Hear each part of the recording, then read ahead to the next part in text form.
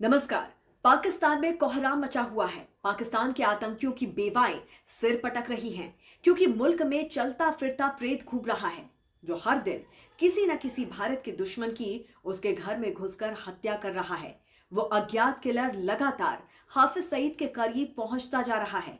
अब उसने जैश ए मोहम्मद के मुखिया हाफिज सईद के राइट हैंड अबू कताल का कत्ल कर दिया है। कताल लश्कर ए तैयबा का टॉप टेररिस्ट था। उसे शनिवार की रात पाकिस्तान के झेलम सिंध में अज्ञात शूटर ने ढेर कर दिया। अबू कताल एनआईए का वांटेड था। वो भारत विरोधी आतंकी गतिविधियों में पिछले 25 साल से शामिल था। हाफिज सईद का राइट हैंड था। इतना ही नहीं, दावा तो ये भी किया जा रहा है कि उस दिन हमला हाफिज सईद पर भी हुआ, लेकिन वो किसी तरह से बच गया। इससे पहले हाफिज सईद के साले को भी अज्ञात शूटर ने टपका डाला था। पाकिस्तान के खैबर पख्तूनख्वा प्रांत में अज्ञात हमलावरों ने लश्कर ए तैयबा के राजनीतिक विंग पाकिस्तान मकरजी मुस्लिम लीग के नेता मौलाना काशिफ अली की गोली मारकर हत्या कर दी थी। खुरासान डायरी के मुताबिक काशिफ अली स्वाबी जिले में अपने घर के दरवाजे पर खड़ा हुआ था। उसी दौरान गोलियां उसके आर पार कर दी गई। वारदात को अंजाम देने के बाद हमलावर मोटरसाइकिल पर आराम से वहां से फरार हो गए। इस हत्या के बाद लश्कर ए तैयबा में हड़कंप मच गया था। काशिफ अली लश्कर का चौथा आतंकी था जो पिछले 1 महीने में मारा गया। लगातार ही लश्कर और जैश के आतंकी या फिर भारत के खिलाफ आतंकी हमले करने वाले चुन चुन कर मारे जा रहे हैं। इस वजह से पाकिस्तानी आर्मी तक खलबली मची हुई है। ये पहली बार नहीं है जब अज्ञात हमलावर ने किसी आतंकी को गोली मारी हो। पिछले 3 साल में पाकिस्तान के अलग अलग इलाकों में करीब 21 से ज्यादा आतंकी खलास कर दिए गए हैं। दिलचस्प बात यह है कि ये आतंकी अंडरग्राउंडेड थे।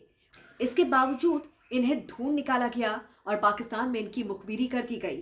तो दूसरी खास बात यह है कि इन सभी आतंकियों को अज्ञात हमलावरों ने मौत के घाट उतारा। मारे गए आतंकवादी लश्कर ए तैयबा, हिजबुल्लाह, मुजाहिदीन, जैश ए मोहम्मद जैसे आतंकवादी संगठनों से जुड़े हुए थे। अभी हाल ही में जिन्हें मारा गया उनमें एक शख्स कुलभूषण जाधव की गिरफ्तारी में शामिल था। तो वहीं कई आतंकी पुलवामा में हुए आतंकी हमले में शामिल थे। कुछ समय पहले ब्रिटिश अखबार द गार्डियन की रिपोर्ट ने सनसनीखेज दावा किया था कि पाकिस्तान में जितने भी आतंकी मारे गए हैं उन्हें दरअसल संयुक्त अरब अमीरात से संचालित भारतीय खुफिया एजेंसी के स्लीपर सेल के जरिए अंजाम दिया गया। पाकिस्तान भी आतंकी हत्याओं के लिए भारत को जिम्मेदार ठहरा रहा है। पाकिस्तान ने आरोप लगाया था कि भारत ने आतंकियों की टारगेट किलिंग के लिए लोकल शूटर्स का नेटवर्क तैयार किया है, जिसे संयुक्त अरब अमीरात में तैनात लोग कंट्रोल करते हैं। लेकिन भारत ने इस तरह के सभी आरोपों को खारिज कर दिया था।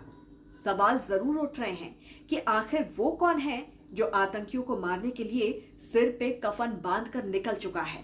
आखिर वो कौन शहंशाह है जो अपनी जान की परवाह ना करते हुए देश के दुश्मनों को उनकी मांद में घुसकर मौत के घाट उतार रहा है। अगर गार्डियन की रिपोर्ट पर एक बार की यकीन करें तो क्या ये माना जाए कि इजराइल की खुफिया एजेंसी मोसाद और सोवियत संघ की खुफिया एजेंसी केजीबी की तरह अब भारत की खुफिया एजेंसी भी दुश्मनों को ढूंढ ढूंढ कर निपटा रही है।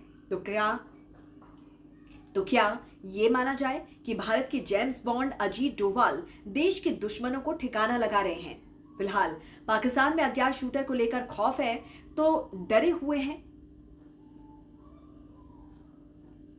फिलहाल पाकिस्तान में अज्ञात शूटर्स को लेकर खौफ है, वो डरे हुए हैं जिनके सिर पर भारत में किए गए गुनाह की सजा का हिसाब बाकी है। ऐसे लोगों को अज्ञात शूटर्स चुन चुन कर जहन्नुम पहुंचा रहे हैं। एक के बाद एक पाकिस्तान और उसकी सरपरस्ती में सिर उठाने वाले आतंकी संगठनों को झटके लग रहे हैं। उसके आतंकी ढेर होते जा रहे हैं। सारी हत्याओं को लगभग एक ही पैटर्न में अंजाम दिया जा रहा है और पाकिस्तान में एक एक करके भारत के मोस्ट वांटेड आतंकी जन्नत की हूरों के पास पहुंचाए जा रहे हैं। बहरहाल बड़ा सवाल यह है कि अगर मोसाद और केजीबी अपने दुश्मनों को ठिकाने लगा सकते हैं तो फिर भारत ऐसा क्यों नहीं कर सकता। हालांकि विदेश मंत्री सुब्रमण्यम जयशंकर ने साफ कर दिया है कि अन्य देशों में टारगेट किलिंग में भारत सरकार की कोई भूमिका नहीं है। हालांकि खास बात यह है कि पाकिस्तान में 150 से ज्यादा आतंकी संगठन मौजूद हैं, लेकिन एक शहंशाह के चलते अंडरग्राउंड होने को मजबूर हो गए हैं। तो इस पर आपकी क्या राय है, जरूर बताइए। जुड़े रहिए राष्ट्रहित टीवी के साथ। नमस्कार।